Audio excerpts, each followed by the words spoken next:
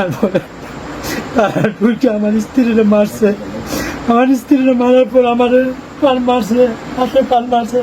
10টা সিলি হয়েছে। আমার ঘরে টাকা ছিল 4 লক্ষ। আর টাকা নেওয়া যায়, চেন ছিল, কানের জিনিস ছিল 10 আনা কানের জিনিস নেওয়া যায়। আর আমার কয়েকদিন পর পর হুমকি যায়, তোর সন্তান মেরে বলামু, মামলা তুলবি, আমাদেরকে এত করে টাকা দিবি।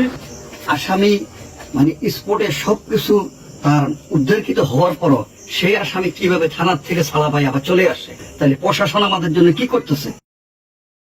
দেশি অস্ত্র হামলা চালাইছে, এলাকার মানুষ ধরতে আইছে, পরে যে সামনে আইব তারই মেরে ফলে। একজন মুন্না বাবু আছে, যে আক্তার আছে, নয়ন, তারা আওয়ামী লীগ কিছু মানুষ তাদেরকে সেন্টার দিচ্ছে। তাদের কিশোর গ্যাংয়ের সাথে জড়িত অনেক পোলাপান নিয়ে আসে আমার বাড়িতে, আমার কাছে ভিডিও আছে।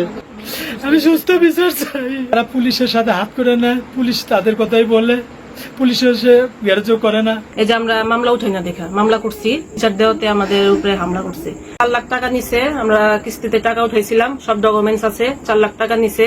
আমার হলো গলার চেন ছিল, কানে ইয়া ছিল, বড় ঝুমকা ছিল, ওই একটা নিছে। এখন আমরা চাইতেছি যাতে আমাদের একটা সুস্থায়ী এলাকার মধ্যে যাতে ওই মেয়েটা জানি না থাকে। আমাদের এলাকায় কোনো নিরাপত্তা নেই, আমরা সবাই আতঙ্কের মধ্যে ভয়ের মধ্যে আছি।